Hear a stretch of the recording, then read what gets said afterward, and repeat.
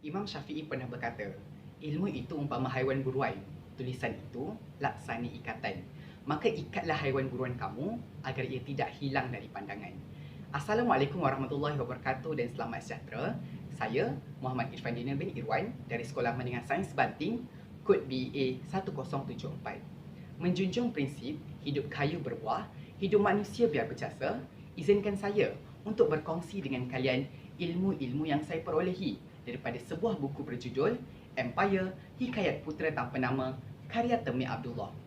Sebelum bergelar seorang penulis, Temi Abdullah hanyalah seorang arkitek yang hobinya melukis dan menulis. Namun, benar kata orang, rezeki Tuhan tidak pernah salah alamat. Buku pertamanya, iaitu Pelukis Jalanan, mendapat sambutan yang cukup hangat daripada masyarakat. Sehubungan itu, beliau mengembangkan minatnya dan sehingga kini 12 buku telah dikarang. Berbeza dengan buku-buku yang lain, buku Empire Hikayat Putera Tanpa Nama telah diterbitkan oleh Iman Publication pada tahun 2018 dengan 347 halaman bercetak. Buku ini berlatar belakangkan garis masa keunggulan Kesultanan Melayu. Ringkasnya, buku ini menceritakan kisah remaja-remaja terpilih daripada segenap wilayah Kesultanan Aradhanapura yang menuntut di Madrasah Tamim Sari. Ketika ini, Kesultanan Aradhanapura sedang dihambat 3 masalah utama. Pertama, ketidakstabilan kerajaan kerana sultan yang gering. Kedua, pewaris tahta, iaitu putera sultan yang melarikan diri daripada istana. Ketiga, Kesultanan Aradhanapura dihantui kabar angin mensyirikkan Tuhan dan berselindung di sebalik nama agama Islam serta kuasa tulah ke atas rakyat. Di Madrasah Tamim Sari, remaja-remaja terpilih ini telah dilatih untuk memantapkan kemahiran mereka seperti kemahiran memimpin, berperang dan ilmu agama.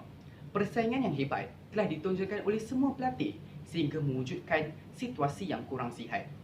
Buku ini mengetengahkan isu penyalahgunaan agama demi kepentingan diri sendiri, keperluan menuntut ilmu dan erti persahabatan dalam kehidupan. Kisah buku ini dimulakan dengan pengenalan para pelatih Madrasah Tamim Sari. Seterusnya disambung dengan perjalanan mereka ke Pulau Singa. Ketika inilah pelatih 8492 dan pahlawan 1636 bertikam lidah buat kali pertama, menjadikan jalan ceritanya lebih mengujakan. Konflik dari Pulau Singa dibawa sehingga ke madrasah dan kemuncaknya menyaksikan perdebatan terbuka antara pelatih 8492 dan pahlawan 1636 yang dihadiri oleh para pelatih dan muallim Madrasah Tamim Sari. Malangnya, akibat sifat takbur pahlawan 1636 terlalu ketara, namanya telah tercemar dan kurang disenangi Tuan Mursyid Bijak. Sebaliknya pula, pelatih 8492 dia semakin disukai oleh para pelatih dan muallim Madrasah Tamim Sari. Tetapi, entah mengapa, dia melarikan diri setelah mendengar khabar tentang kunjungan askar-askar Kesultanan Aradhanapura ke Madrasah Tamim Sari bagi mencari pewaris tahta yang melarikan diri daripada istana. Antara perkara yang saya suka dengan buku ini ialah, pertama, penggunaan bahasa Melayu klasik. Penggunaannya dizahirkan dalam konteks ayat yang mudah difahami dan diterangkan maknanya.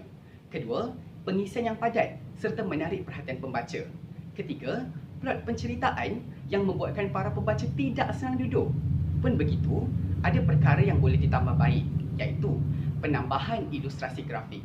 Hal ini dikatakan demikian kerana banyak elemen tradisi Melayu yang sukar ingin digambarkan oleh para pembaca. Oleh itu, melalui penambahan ilustrasi grafik, pembaca lebih mudah untuk memahami konteks penceritaan yang ingin disampaikan. Buku ini memberikan impak yang cukup signifikan terhadap diri saya. Antara pengajaran yang saya telah daring daripada buku ini ialah, pertama, kita mestilah mempraktikkan amalan melidik sebarang informasi sebelum disebarkan kepada masyarakat bagi mengelakkan sebarang konflik yang tidak diingini. Kedua, kita mestilah membantu sahabat yang berada dalam kesusahan bagi mengeratkan lagi ukhuwah persahabatan. Manakala, ada 2 nilai utama yang saya pelajari daripada buku ini. Pertama, keberanian. Keberanian pelatih 8492 berdebat melawan pahlawan 1636 meskipun pahlawan 1636 mempunyai pengikut yang lebih ramai. Kedua, keikhlasan. Keikhlasan pelatih 8492 membantu sahabat karibnya pelatih 6480 keluar daripada bilik tahanan setelah dituduh palsu melakukan maksiat oleh pahlawan 1636. Pada pendapat saya, buku ini sesuai dibaca oleh semua peringkat umur Lebih-lebih lagi, sesiapa sahaja yang meminati unsur-unsur berlatar belakangkan garis masa keunggulan Kesultanan Melayu beserta dengan sentuhan futuristik yang tidak terjangkau di akal. Buku ini telah berjaya membuatkan saya untuk teruskan pembacaan kerana penggunaan bahasa yang begitu indah dan jalan cerita yang cukup bermanfaat. Sebelum mengakhiri resensi buku Empire, Hikayat Putera Tampan Amat ini, izinkan saya untuk menuturkan kembali potongan ayat kegemaran. Siapalah kita ingin menghakimi kotor jernihnya seseorang? Kita semua mempunyai dosa yang Allah sembunyikan daripada pengetahuan umum. Bersederhanalah dan kenanglah dosa kita sendiri. Sekian, terima kasih.